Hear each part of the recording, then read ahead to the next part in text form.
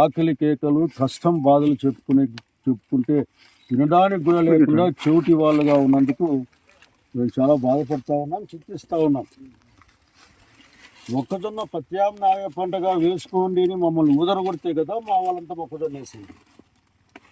ఏంటేదో మా తిప్పలు మేము పడతా అంటే అదో ఇది వేసుకుని తిప్పలు పడేవాళ్ళం. 2400 రూపాయలు ఎంఎస్పి ఉంది. కనీసం కష్టానికైనా ఫలితం వస్తుందిలే, మరి పెద్ద ఎత్తున డబ్బులు రాకపోయినా మినిమం గ్యారెంటీ కూడా ఈ పంట వేసుకోవడం జరిగింది.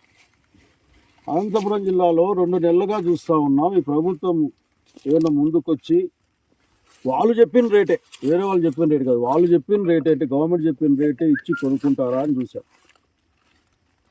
అసలుకి మొక్కజొన్నలు కానీ, వరి కానీ, అన్ని పంటలు కూడా ఈ రోజున కళ్ళాల్లో పోసుకునే పరిస్థితి చూస్తూ ఉన్నాం. లేకుంటే అయిన కాడికి తెగనమ్ముకునే పరిస్థితి చూస్తూ ఉన్నాం. మొక్కజొన్నలు అయితే 1400 నుంచి 1600-1700 దాకా డిపెండింగ్ కానీ పోతూ ఉన్నాం. 1600 స్టాండర్డ్గా, వాటికి కూడా ఇంకా రైతుని బెదిరించి కొనుక్కునే పరిస్థితిని చూస్తూ ఉన్నాం వ్యాపారస్తులు, దళారులు. కాబట్టి నేను కోరేది ఒకటే, మాటలు కాదు, ఆ అమరావతిలో వేల కోట్ల రూపాయలు తీసుకెళ్ళి నాశనం చేసేది కాదు, రైతాంగాన్ని ఆదుకోవడానికి తక్షణం ధరల స్థిరీకరణకు డబ్బులు కేటాయించండి. 5-6 కోట్లు. మీరు మావిగన్ అని మేము ప్రపోజల్ పెడితే మీరు ఏదో మాట్లాడుతూ ఉంటారు.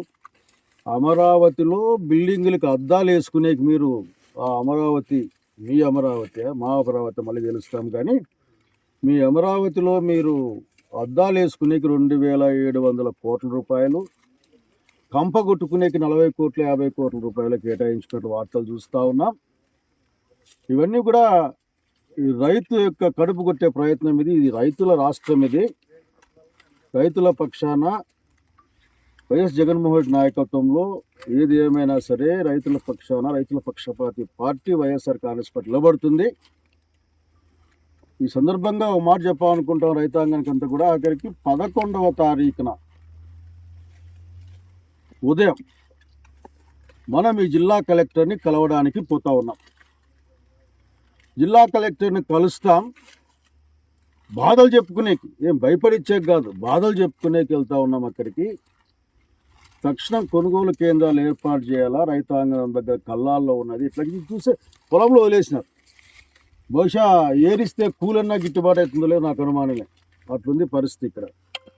కాబట్టి తక్షణం ప్రభుత్వం, చంద్రబాబు నాయుడు గారు, అట్లాగే డిప్యూటీ సీఎం గారు లేరనుకో, ప్రస్తుతం ఇక్కడ బయట ఎక్కడ ఉన్నట్లున్నారు, వీళ్ళు స్పందించడం కాదు, ఇమ్మీడియట్గా కొనుగోలు కేంద్రాలు చేసి వరిని, మొక్కజొన్నని తక్షణం కొనాలని డిమాండ్ చేస్తూ ఉన్నాం.